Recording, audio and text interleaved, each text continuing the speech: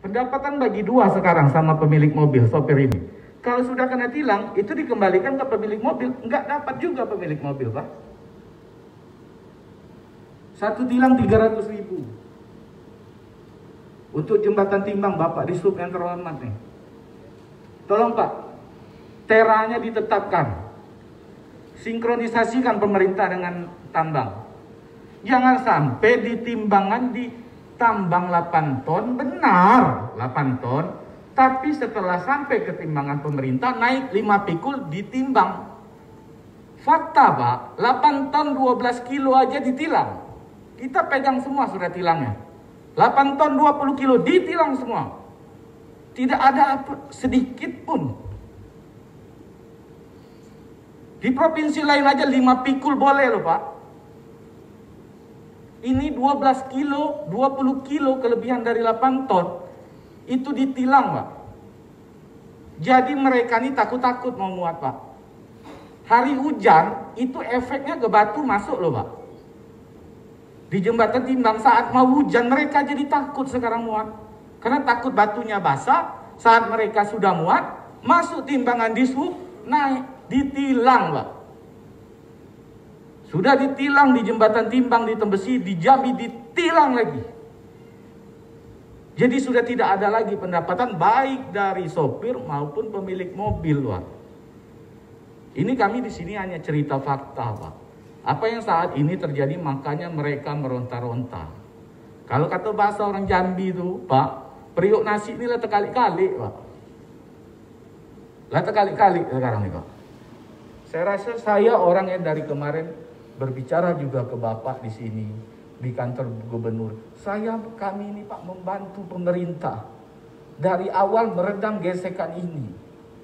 Regulasi awal penetapannya Bapak kita sepakati di kantor gubernur itu luar biasa komplit di tiap kampung itu keluar Pak. Tapi mungkin alhamdulillah tidak sampai ke Bapak. Ada yang sweeping mobil sawit, ada yang sweeping mobil CPO, kami semua yang meredam Pak. Bukannya kami menggerakkan massa untuk ini, tidak. Kami membantu pemerintah meredam ini. Yang kedua, Pak, untuk timbangan di sub itu tolong benar-benar dikaji, Pak. Pak Kapolda, mohon Pak dipertimbangkan itu agar tera antara jembatan ditambang, di sub dan di bongkaran itu ketemu, Pak. Tapi sekarang yang jadi tumbalnya sopir-sopir. Sopir-sopir Pak yang jadi tumbal. Kita pegang surat tilang banyak loh Pak. Lebih 20 kilo aja ditilang. Jangankan mau temu 5 pikul, 20 kilo aja sanggup ditilang Pak. Luar biasa sekali Pak. Itulah yang sekarang dirasakan oleh saudara sopir saya ini Pak. Saya dari transportir Pak, jadi saya tahu. Karena baliknya ke kami Pak transportir. Uang jalan, bond by maintenance, semuanya akhirnya balik ke kami. Jadi kami tahu apa yang mereka rasakan. Dan efeknya juga ke kami.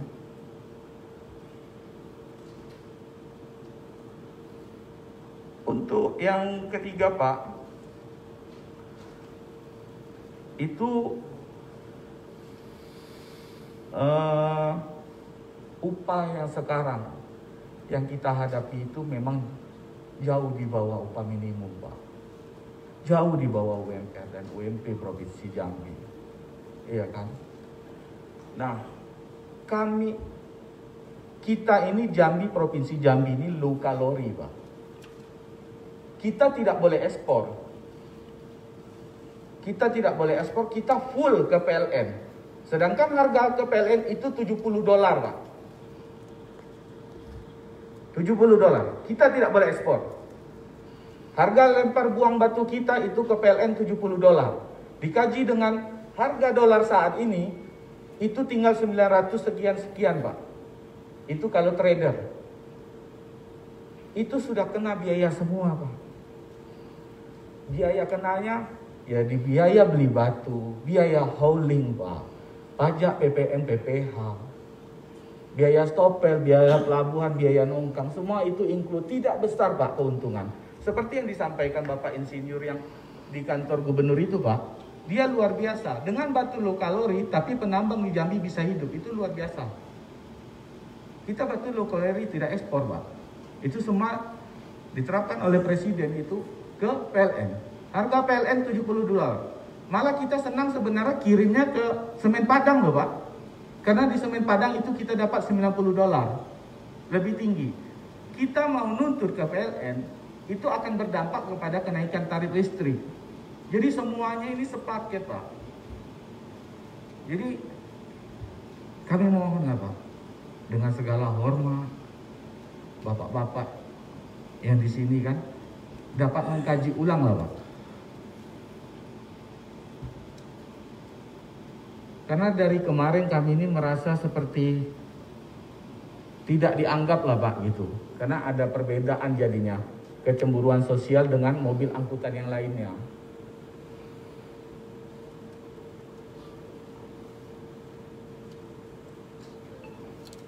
Untuk masalah mobil kalau yang Bapak sampaikan tadi dibalikan perusahaan harus menyediakan mobil Pak. Sebenarnya perusahaan sanggup kok Pak. Tapi ada sedikit ya hati dari orang perusahaan supaya rakyatnya punya mobil sendiri Pak. Kalau Bapak bilang ikut aturan seperti itu tadi, matilah kami semua nih Pak. Masyarakat tidak bisa punya mobil kalau orang perusahaan pasti mampu dan sanggup. Makanya di dalam tuntutan ini ada juga diterapkan memohon tutup moratorium izin penambahan jumlah unit untuk selanjutnya. Jadi biar masyarakat bisa beli unit dan masyarakat Bapak bisa lebih dapat gitu Pak. Tapi kalau Bapak bilang tadi seharusnya perusahaan yang beli unit, mungkin perusahaan senang betul Pak dengan ucapan itu Pak. Dan bakal kami ini yang pemilik unit ini yang tanya ayo mereka tambah unit, makanya di dalam tuntutan mereka itu ada minta tahan penambahan moratorium unit dari perusahaan. Jadi biar rakyat Bapak bisa beli unit Pak. Baik, itu Pak. Baik, jadi saya rasa itulah Pak yang dapat saya sampaikan fakta di lapangan. Wabillahi taufiq wal hidayah. Wassalamualaikum warahmatullahi wabarakatuh. Baik. Yang nego dengan pihak IUP berarti ini berarti transportir. Yang nego upah. Ya. Nah, benar Pak. Kemudian kalau tadi masalah perda kita sudah menyiapkan perda Sistem Dewan tentang perda pengupahan. Karena itu juga nanti akan digunakan oleh teman-teman dari untuk UMP Jambi. Perda itu juga akan nanti berlaku ke semua kita. Insya Allah itu akan kita siapkan. Nah, sekarang ini negosiasi antara transportir dengan pemegang IUP. Masih mungkin tidak nambah lagi, naik lagi kira-kira? Kalau saat ini harga sudah dinaikkan Pak. Tapi kalau kita hitung-hitungan yang layak nih Pak, saya transportir dengan pemilik tambang dan pemilik mobil, harga yang layak itu untuk muatan 8 ton itu di 210.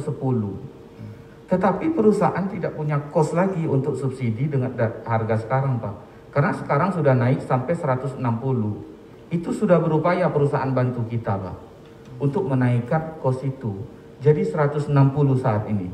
Setelah Perda Bapak terapkan aturan yang ditetapkan kemarin, itu tambang sudah berupaya bekerja sama dengan pemerintah untuk peduli.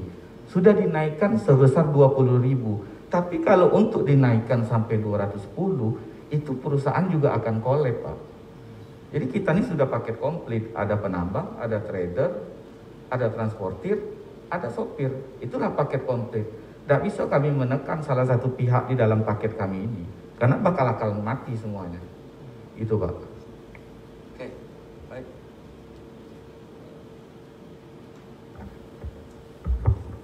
Ya Pak Gubernur, jadi tuntutan dari saudara-saudara kita supir ini ada 4. Yang pertama, keluhannya itu adalah masalah ekonomi Pak. Harga ongkos itu tidak sesuai dengan biaya operasional mereka dan tidak memenuhi kebutuhan hidup dasar mereka. Rekan-rekan sepakat 8 ton, tapi dengan catatan tambah ongkos, yang itu akan membebankan perusahaan. Tapi setahu saya perusahaan batubara ini nggak ada yang susah Pak, nggak ada yang miskin Pak. Pemilik IOP itu nggak ada yang miskin Pak, kaya-kaya semua Pak. Bapak ini berkeringat di jalan, tidur di mobil, mandi pun nggak sempat. Mereka tidurnya di rumah mewah Pak. Punya private jet. Nggak ada yang miskin Pak pengusaha batubara ini. Jadi kalau Bapak bela pengusaha batubara, saya mau tanyakan juga nih, bagaimana nih pengusaha batubara tanggung jawabnya terhadap masyarakat Jambi. Ini tanah-tanah masyarakat Jambi. Kalian yang punya, tapi mereka yang dapat keuntungan besar. Anak-anak kita yang meninggal di jalan. Jadi kita sama-sama minta pengusaha batubara untuk memberikan kompensasi. Untuk permasalahan angkutan batubara ini hanya terjadi di Provinsi Jambi, Pak Gubernur. Provinsi lain tidak ada. Kemudian yang kedua, kalau mereka tidak tambah ongkos, supir minta tambah tonase. Ini saya kembalikan kepada Pak Gubernur. Kalau disepakati tambah tonase, dengan resiko kecelakaan, terguling, patah as, kesepakatan kita bersama, ada adik mahasiswa ada di sini. Buka tutup jalan. Buka tutup jalan, oke Pak. Kami siap. Walaupun personil Polri di jalan juga terbatas.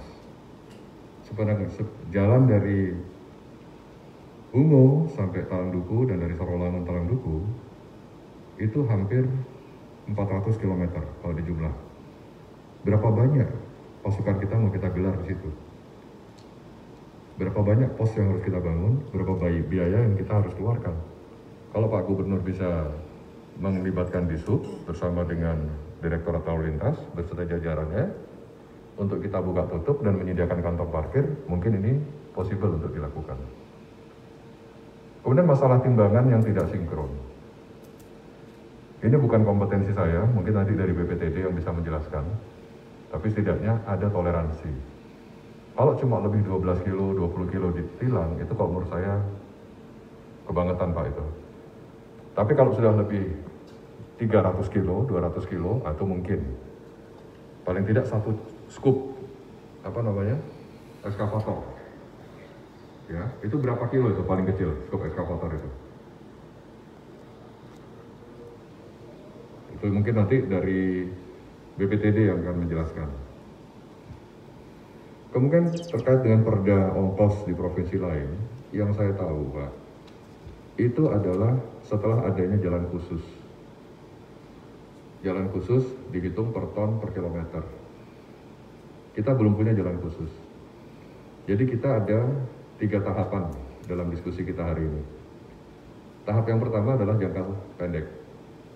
Jangka pendek kita harus menentukan dulu kesepakatan yang nyaman bagi semua pihak. Bagi supir, bagi masyarakat sekitar, juga masukan dari adik-adik mahasiswa, dan pengusaha. Nah, pengusaha ini sudah nyaman, kalau menurut saya nggak ada pengusaha yang susah lah Pak. Pengusaha batubara itu kaya raya semua. Itu jangka pendek.